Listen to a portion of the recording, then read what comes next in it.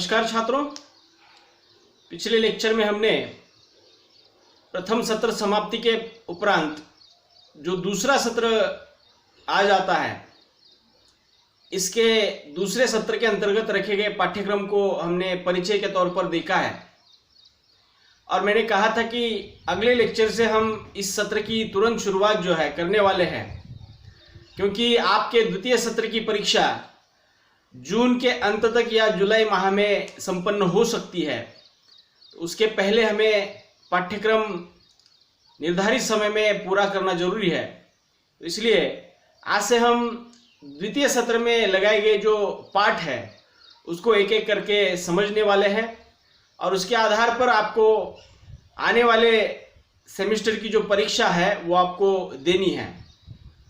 तो चलिए आज से हम दूसरे सत्र की जो पहली कहानी है मलबे का मालिक, इस कहानी के संदर्भ में अध्ययन करते हैं। सबसे पहले इस कहानी को पढ़ने से पहले आज हम इस कहानी के जो लेखक हैं उनका परिचय देखेंगे और उसके बाद इस कहानी को विस्तार से समझने वाले हैं। सबसे पहले लेखक परिचय, और इस कहानी के लेखक हैं मोहन राकेश। इनके बारे में हिंदी साहित्य में उनका जो नाम लिया जाता है तो कहानियों के और नाटक के संदर्भ में विशेषता ये सर्वश्रेष्ठ लेखक रह चुके हैं। मोहन राकेश ने कम नाटक लिखे, लेकिन कम नाटकों के अंतर्गत बहुत लोकप्रियता प्राप्त की। ऐसे महान लेखक की रचना हमारे पाठ्यक्रम में मलबे का मालिक नामक इस कहानी के माध्यम से हम पढ़ने जा रहे हैं।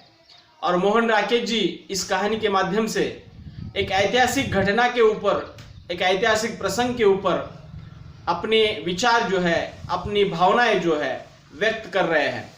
तो सबसे पहले हम मोहन राकेश जी के परिचय को थोड़ा सा देखेंगे और उसके बाद जो है इस कहानी के कथानक को या कथा वस्तु को समझने वाले हैं। देखिए, मोहन राकेश लेखक परिचय। मोहन राकेश का जन्म जंडी वाली गली अमृतसर में 8 जनवरी 1925 ईस्वी सन में हुआ। 8 जनवरी 1925, ध्यान में रखिएगा, अमृतसर में जंडी वाली गली नामक स्थान है, वहां पे उनका जन्म 8 जनवरी 1925 को हुआ है। संस्कृत में शास्त्री, अंग्रेजी में बीए, संस्कृत और हिंदी में एमए किया। अर्थात मोहन राकेश जी की पढ़ाई जो है, उन्होंने संस्कृत विषय का गहरा अध्ययन किया है, उन्होंने शास्त्री की उपाधि प्राप्त की है। अंग्रेजी विषय के साथ उन्होंने ग्रेजुएशन अर्थात स्नातक तक की पढ़ाई की है, बीए उन्होंने कंप्लीट किया है। और संस्कृत और हिंदी में उन्होंने अपनी स्नातकोत्तर पढ़ाई अर्थात एमए की पढ़ाई पूर्ण की है। इसके बाद वे लाहौर, मुंबई, शिमला, जालंधर और दिल्ली में अध्यापन, संपादन और स्वतंत्र लेखन करते रहे। मतलब एक बहुमुखी या बहुगुणी कह सकते हैं। ऐसे प्रतिभावान लेखक ने अपने कार्य को जो है भारत भर के विभिन्न शहरों में वो सेवा के तौर पर वो अपने कार्य को उन्होंने संपन्न किया है। विशेषतः लाहौर आज पाकिस्तान में मौजूद है। उसके बाद मुंबई, शिमला, जालंधर और दिल्ली में अध्यापन और संपादन और स्वतंत्र लेखन वे करते रहे हैं। हिंदी नाटक के क्षेत्र में मोहन राकेश अपने कथ्य, शिल्प, रंग प्रयोग और नाट्य भाषा के कारण विशिष्ट स्थान के अधिकारी है। मतलब मैंने अभी जो कहा था कि मोहन राकेश को हिंदी साहित्य के भीतर विशेषता नाटककार के तौर पर और एक सशक्त कहानीकार के तौर पर पहचाना जाता है।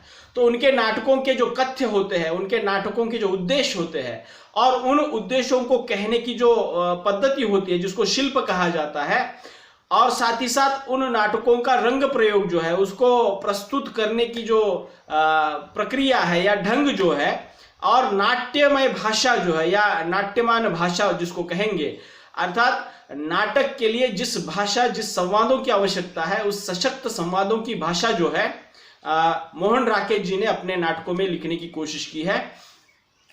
इन सभी कारणों के कारण अर्थात कथ्य, शिल्प, रंग प्रयोग, नाट्य भाषा, इसके कारण जो है इनके नाटक जो है साहित्य के भीतर विशिष्ट स्थान प्राप्त कर लेते हैं। उन्होंने कहानियां और उपन्यास भी लिखे हैं। नई कहानी के पुरस्कृताओं में उनका नाम विशेष रूप से उल्लेख है। अर्थात नई कहानी जो साहित्य लेखन की एक परंपरा हिंदी साहित्य के भीतर चल रही है या चली थी, उसके अंतर्गत जो है मोहन राकेश जी का नाम जो है बहुत ही सम्मान के साथ, आदर के साथ या उनके नाम का उल्लेख जो है विशेष तौर पर किया जाता है। और उन्होंने नाटक और कहानियां और उपन्यास भी लिखे हैं। उनके उपन्यासों में आधुनिक जीवन का संतरांश गहराई से उभरा हुआ है। मतलब 1947 के बाद या आधुनिक जो जीवन शैली हमारी पनपी है या निर्माण हुई है, उसके भीतर की जो संतरास या पीड़ाएं जो है या उसके भीतर की जो समस्याएं हैं, उन सभी समस्याओं को बहुत ही गंभीरता के साथ चित्रित करने का प्रयास मोहन राकेश जी ने अपने उपन्यासों में करने की कोशिश की है। पर नाटक अपनी एक विधा है या उनकी अपनी एक विधा है, और उस नाटक विधा में प्रसादोत्तर हिंदी नाटककारों में वे बेजोड़ है। अर्थात हिंदी नाटक में जयशंकर प्रसाद का भी नाम जो है बहुत ही सम्मान के साथ, आदर के साथ लिया जाता है। और जयशंकर प्रसाद जो है एक विशिष्ट युग के लेखक रहे हैं, जिनके साहित्य लेखन को छायावादी लेखन के अंतर्गत देखा जाता है।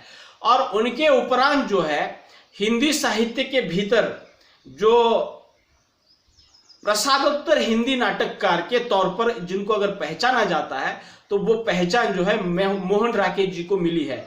अर्थात जयशंकर प्रसाद जी ने जितने नाटक लिखे हैं, जितने सशक्त लिखे हैं, उसके ही थोड़ा आगे जाकर आधुनिक तरीकों को, आधुनिक विषयों को अपनाकर मोहन राकेश जी ने जयशंकर प्रसाद जी से बढ़कर अगली परंपरा जो है हिंदी नाटक की वहां पे लिखने की कोशिश की है। उनकी 3 नाट्य कृतियां हैं। मैंने अभी कहा था कि उन्होंने नाटक बहुत कम लिखे हैं, लेकिन जितने लिखे उन्होंने उन नाटकों के माध्यम से बहुत बड़ी लोकप्रियता प्राप्त की है। उन्होंने मात्र 3 नाटक लिखे हैं या 3 नाटक कृतियां उन्होंने लिखी है। पहला है आषाढ़ का एक दिन। इन नाटकों के नाम याद रखिएगा, परीक्षा में प्रश्न पूछे जा सकते हैं। पहला उनका नाटक है या नाट्य कृति है आषाढ़ का एक दिन। उसके बाद दूसरा है लहरों के राजहंस, और तीसरा है आधे अधूरे। ये 3 नाटक जो है मोहन राकेश जी ने लिखे हैं। इन नाटकों ने हिंदी नाट्य परंपरा के गतिरोध को तोड़ा और उसे नई दिशा दी। मतलब हिंदी साहित्य के भीतर जो नाटक जिस तरीके से लिखे जा रहे थे और जिस पद्धति से उनको लिखने की परंपरा चल रही थी, उस गतिरोध को मोहन राकेश जी ने तोड़ने की कोशिश की है। अर्थात उन्होंने एक विशिष्ट शैली या नई शैली के साथ नाटकों को लिखने की कोशिश की। परिणाम ये हुआ कि और उनके नाटकों के लेखन के कारण हिंदी साहित्य नाटक के लिए जो गतिरोध निर्माण हुआ था, वो गतिरोध भी हट गया और एक नई दिशा जो है हिंदी नाटक के लिए वहां पे मिल गई। और इनके कारण हिंदी नाटक को ख्याति हिंदी भाषी क्षेत्रों की सीमाओं को पार करती अन्य भाषाओं के क्षेत्रों में भी जा पहुंची है। मतलब मोहन राकेश जी ने जो 3 नाटक लिखे, वो इतने लोकप्रिय एवं प्रसिद्ध हुए, जो हिंदी भाषी लोगों ने तो उनको पढ़ा ही, साथ ही साथ हिंदी इतर जो राज्य है या अहिंदी भाषी जो क्षेत्र है, वहां पर भी उन्होंने अपने नाटकों के माध्यम से हिंदी नाटकों में वहां पे ख्याति प्राप्त की है। तो इस तरह से एक महान प्रतिभा संपन्न नाटककार मोहन राकेश जी रह चुके हैं। नाटकों के अलावा उन्होंने कुछ एकांकी भी लिखे हैं। मतलब नाटकों के अलावा उन्होंने एकांकियां भी लिखी है। और एकांकी और नाटक का मैं अंतर आपको समझाना चाहता हूं कि देखिएगा कि नाटक जो आप देखते हैं या नाटक का जो नाटक की एक लिखने की पद्धति है और एकांकी की भी लिखने की एक पद्धति है। नाटक विशेषता 3-4 2-3-4 इस प्रकार के अंक जो है उसके होते हैं। एकांकी में मात्र एक ही अंक होता है, मतलब भाग कह सकते हैं, हिस्से कह सकते हैं। एकांकी में एक ही भाग होता है, एक ही अंक होता है। उसमें मान लीजिएगा कि एकांकी जब शुरू हो जाती है तो पर्दा खुलता है और जब एकांकी समाप्त होती है तभी जाकर पर्दा बंद हो जाता है। लेकिन नाटक में वैसा नहीं है। नाटक में एक बार पर्दा खुलता है, पहला अंक समाप्त होने के बाद पर्दा बंद हो जाता है, फिर थोड़ी देर बाद दूसरा अंक शुरू होने से पहले पर्दा खुलता है, फिर दूसरा अंक समाप्त होने पर पर्दा गिरता है। तो इस तरह से 3, 4, 5 जिस नाटक की जो विषय वस्तु है उसके आधार पर उसके अंक बने होते हैं, लेकिन एकांकी में वैसा नहीं है। दूसरी अलगता यह है कि नाटक में पात्रों की जो संख्या है वो एकांकी से कई ज्यादा हो सकती है, लेकिन एकांकी में सीमित पात्र होते हैं, 3, 4, 5, 6, 7 तक वहां पे पात्र आ सकते हैं। अर्थात मुझे बताना क्या है कि एकांकी जो है नाटक का एक अंश भी कह सकते हैं, या नाटक का एक प्रसंग भी कह सकते हैं, नाटक की एक घटना कह सकते हैं। अर्थात नाटक दीर्घ होते हैं, नाटक बड़े होते हैं, और एकांकी जो होती है सीमित होती है और छोटे आकार में प्रस्तुत की जाती है। तो इस तरह से ये नाटक और एकांकी के भीतर भेद को हम पहचान सकते हैं। तो मोहन राकेश जी ने नाटकों के अलावा हिंदी साहित्य के भीतर एकांकियां भी लिखी है, और जिनका संग्रह अंडे के छिलके, अन्य एकांकी तथा बीज नाटक में हुआ है। अर्थात इनके एकांकियों का संग्रह जो है अंडे के छिलके नामक एकांकी संग्रह है, और दूसरा एकांकी तथा बीज नाटक, ये दूसरा एकांकी संग्रह है। इसके भीतर जो है इनके द्वारा लिखी गई एकांकियां वहां पे संग्रहित की गई है। इस संग्रह में 4 एकांकी, 2 बीज नाटक और एक पार्श्व नाटक छतरिया संग्रहित है। छतरिया ये नाटक जो है इस एकांकी में संग्रहित है। तो इसको थोड़ा सा याद रखिएगा कि ये जो इनके जो 4 संग्रह है, अंडे और 2 एकांकी संग्रह अंडे और छिलके, और अन्य एकांकी तथा बीज नाटक, इसमें 4 एकांकियां है और 2 बीज नाटक है, और एक पार्श्व नाटक छतरिया नामक संग्रहित है। तो ये छतरिया नाटक उनके द्वारा लिखा गया है। इस एकांकियों में बहुत बड़ा सवाल यह है कि एकांकी है दूसरे एकांकियों से बेहतर है। मतलब इनके द्वारा बहुत बड़ा सवाल नामक जो एकांकी है, इन्होंने जो अन्य एकांकियां लिखी है उनसे बहुत अत्यधिक महत्वपूर्ण है, या बहुत ही अच्छी एकांकी ऐसा कह सकते हैं। बीज नाटकों को पूर्ण नाटकों का पूर्वाभ्यास कहा जा सकता है। ये जो बीज नाटक है, मतलब नाटक जो उन्होंने लिखे हैं उसके पहले का जो अंश कह सकते हैं, नाटकारंभ कह सकते हैं। तो ऐसे नाटक जो है पूर्व नाटकों में देखने को मिलते हैं। छतरिया अद्भुत प्रयोग है। छतरिया जो इनका पार्श्व नाटक है, ये भी एक इनका विशिष्ट कला प्रकार है, विशिष्ट साहित्य लेखन प्रकार है छतरिया।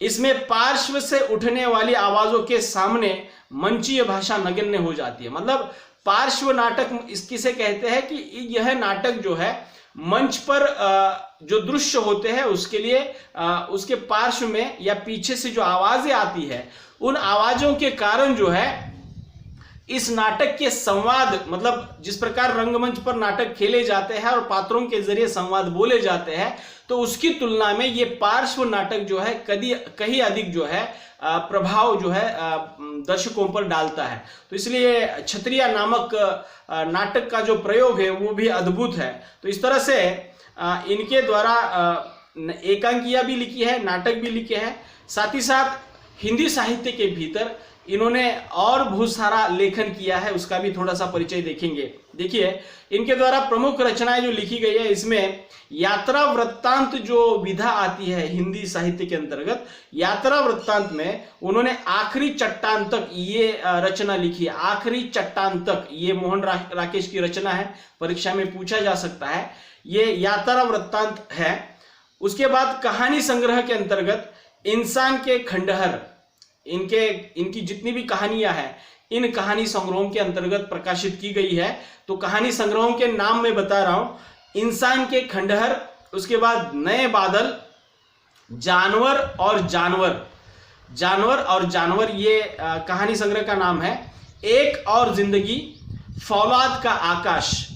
तो कहानी संग्रहों के नाम फिर से एक बार मैं दोहराता हूं, इंसान के खंडहर, नए बादल, जानवर और जानवर, एक और जिंदगी, फौलाद का आकाश। ये लगभग 4-5 ये कहानी संग्रह जो है इनके प्रकाशित हो चुके हैं। इनके द्वारा लिखे गए उपन्यास इस प्रकार से है। उपन्यासों के नाम मैं बताता हूं। अंधेरे बंद कमरे उपन्यास उनका द्वारा पहला लिखा गया उपन्यास है अंधेरे बंद कमरे।